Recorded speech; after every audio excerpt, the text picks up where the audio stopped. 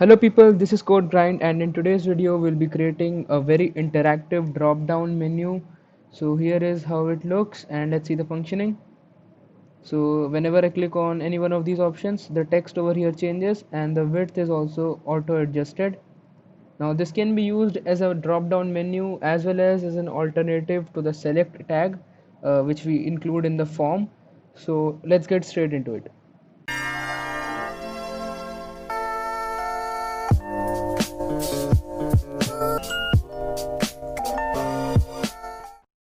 So let's get started with the HTML part. Now if you see here, I already have an external CSS file linked which we'll be doing all the styling part. We also have an external font from Google Fonts. Its name is Poppins and we'll be using it for all the text. Now I also have a link from Font Awesome, which is a website which provides us with a wide range of icons, and we will be using the icons from Fonts Awesome. I will provide this link in the description box so that you can copy my personal kit code of Fonts Awesome. So now let's get started with HTML part. First we will have a div with the class container, and inside that we will have two more divs. Now the first div will be current item and the second div will be the list. The first div will have two more span classes, the span.activeText and span.dropdown. Now the active text will contain the current selected option and the dropdown will contain the dropdown icon like button.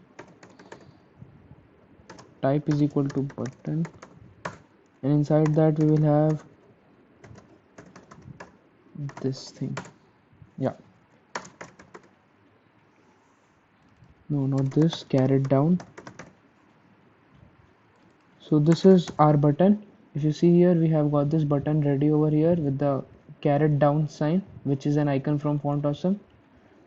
Now in the active text, by default we need to have a profile thing. Oops.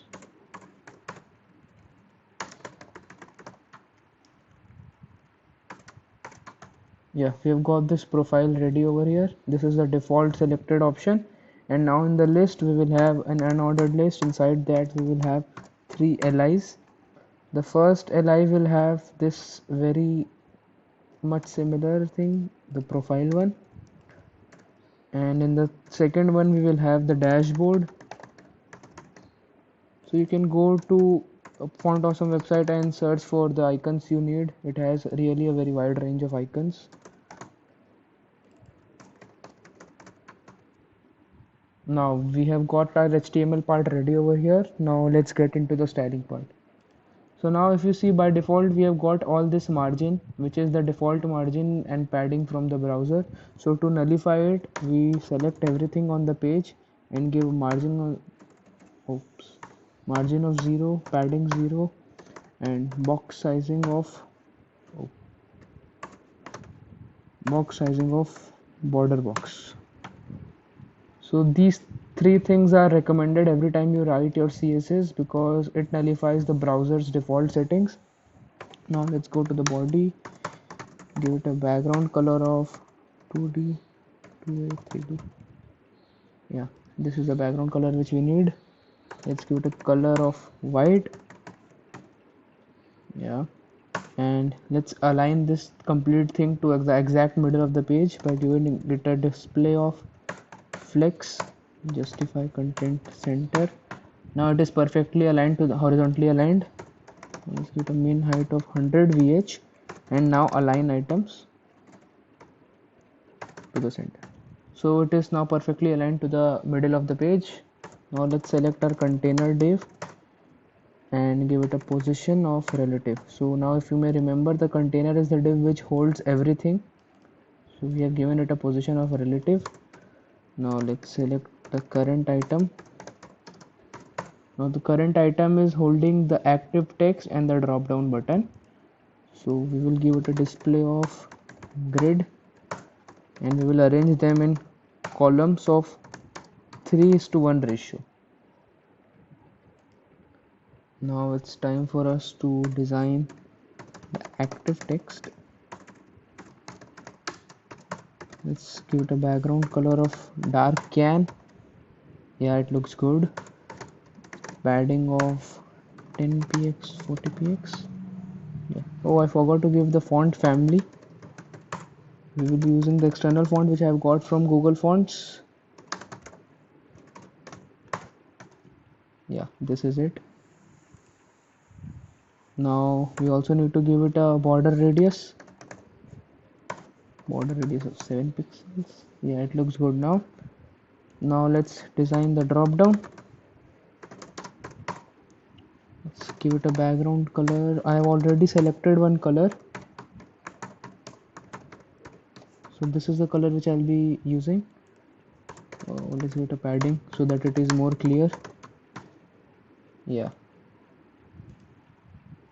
let's also give it a border radius of 7 pixels, and now let's select the button and change its background to none, border to none as well, color white, and let's increase the font size by 1.1. Yeah, so this is how our complete thing will look.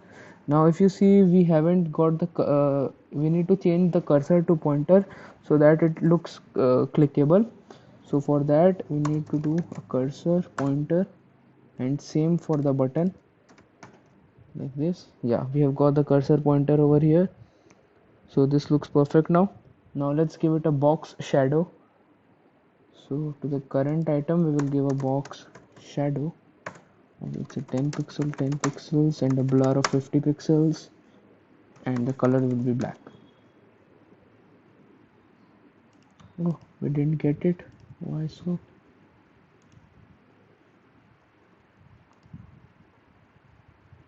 Oh, I didn't select this current. I wrote the wrong spelling. Yeah, now it is now all the properties are applied, so we see it. Now if I zoom in, you may see that we have got these curves, but we need to make this flat. So what I will do is, I will not give the all the borders a radius of 7 pixel, but instead I will only give the top right and the I will remove the top right and bottom right radius and make it 0. So border top right radius should be 0, and also border bottom right radius should be 0. So now it has become flat, and now we need to make the top left and bottom left of the drop down button 0 as well. Let's copy it, top left and the bottom left. Yeah, now it has become perfect. So this is all about the current item designing. Now let's get to the designing of list.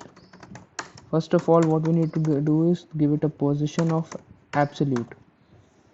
Yeah, now you see they are all very close to each other, so let's also give it a top of, let's say, 50 pixels. Yeah, now there's a gap over here, so it looks good now. Now let's design the UL and give it a list style type of none so that the bullets are removed. Yeah, now let's design the li.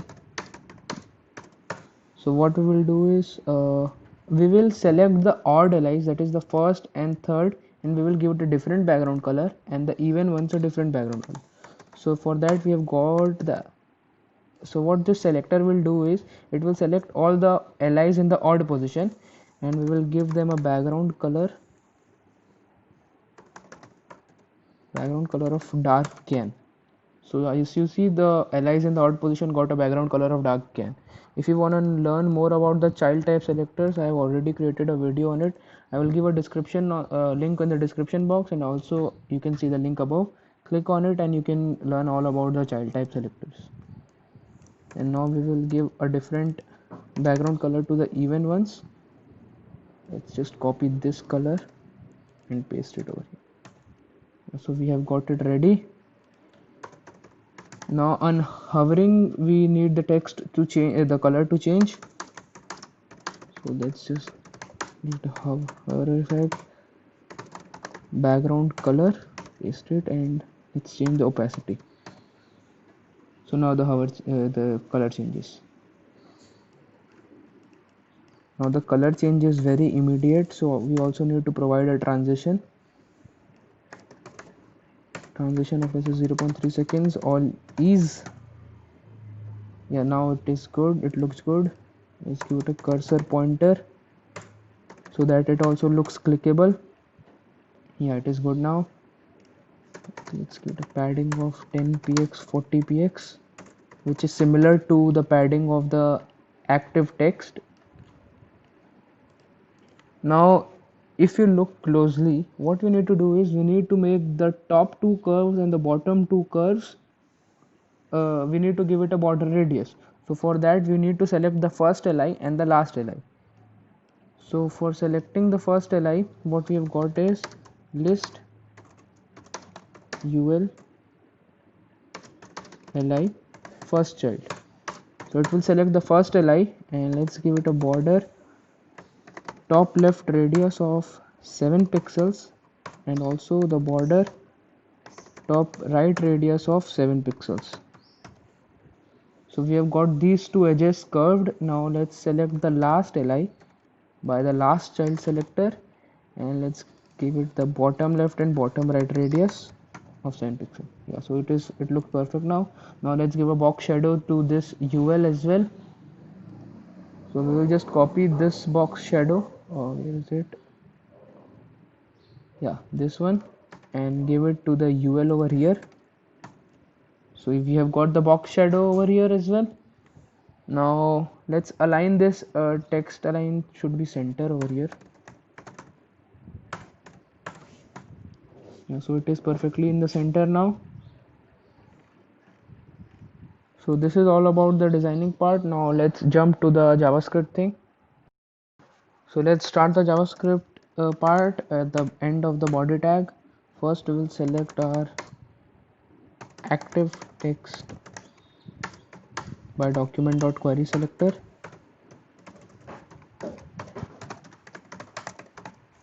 Yeah, we've selected it.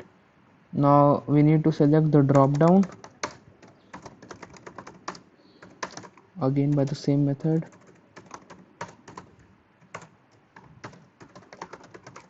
Now whenever we click on the drop down, we need it to uh, dissolve, and whenever we click again, we need it to appear. So for that we need to go back to index.css, and here what we need to do is give it a top of minus 20 pixels. Its opacity should be 0 for now. Z index should be -1, and their pointer event should be none. So it is not visible right now, and let's add another class where the top will be 50 pixels, opacity will be 1, z index it will inherit, and pointer events will be all. Let's give it a transition so that it looks smooth. Yeah, so whenever we click on the drop down, we will add this visible class so that it appears, and again on clicking we will remove the visible class so that it dissolves. So we will add a add event listener function on the drop down like this. Now we will select the list first. Let's select the list as well.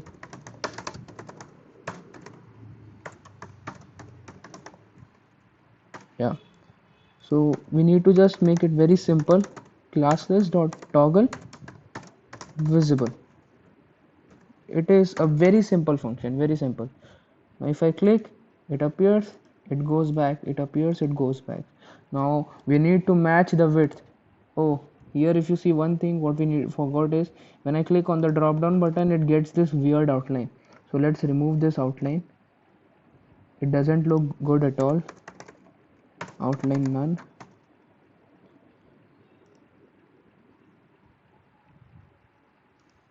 Yeah, now when I click on it, it doesn't get the outline.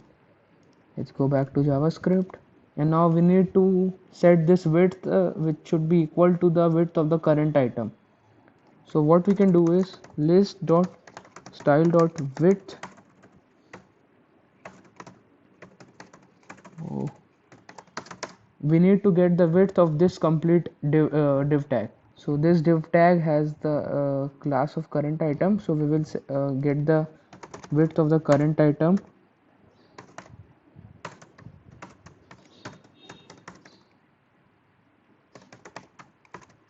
And to get its width we have a function offset width. Now this will give us the width of the class current item. We need to convert it to integer. So here we can convert it to integer like this, add pixels at the end. Yeah, it's done. So you see the width is now similar. Now we also need to change this arrow. When we click, the arrow should turn upwards.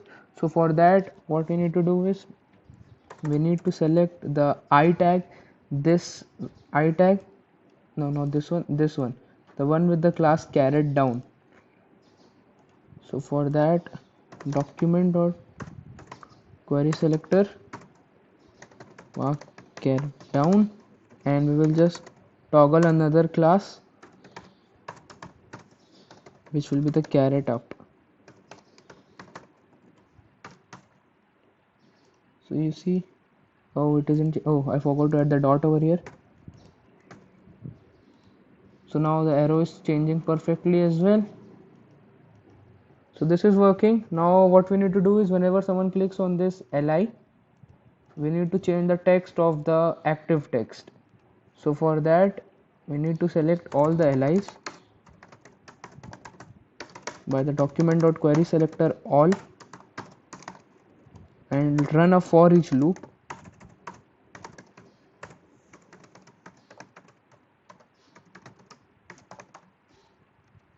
Yeah, and now add a function add event listener, and whenever an li is clicked on we will run a function this. And what we need to do is we need to change that the tag text of active text. So it is a very simple statement, active text dot inner html is equal to list item dot inner html. So this will change the text. I click on it, settings, dashboard, profile, settings, dashboard. Now we also need to do one thing. Whenever an li is clicked on, this whole drop down should disappear. So for that what we need to do is, here we have got the drop down, oh I'm sorry, we have got this list, and list dot class list, we just need to remove the visible class so that it will dissolve. Now if I click on any of these, it dissolves. But now if you see, the arrow has also changed to upwards. So we also need to do one more thing. Let's just copy this, and we need to remove the caret up class also. Let's reload it, and this goes upwards. I click on settings, the arrow also becomes downwards, and the text also changes. Now the width is also auto adjusted. So this is how you can create a drop down menu which you can use as a select tag as well. So this was it. I hope you liked it, and drop a comments if you have any queries, and I will definitely clear every one of your doubts. So if you like the video, don't forget to subscribe to the channel for more such amazing tutorials on CSS and JavaScript, and thank you for watching.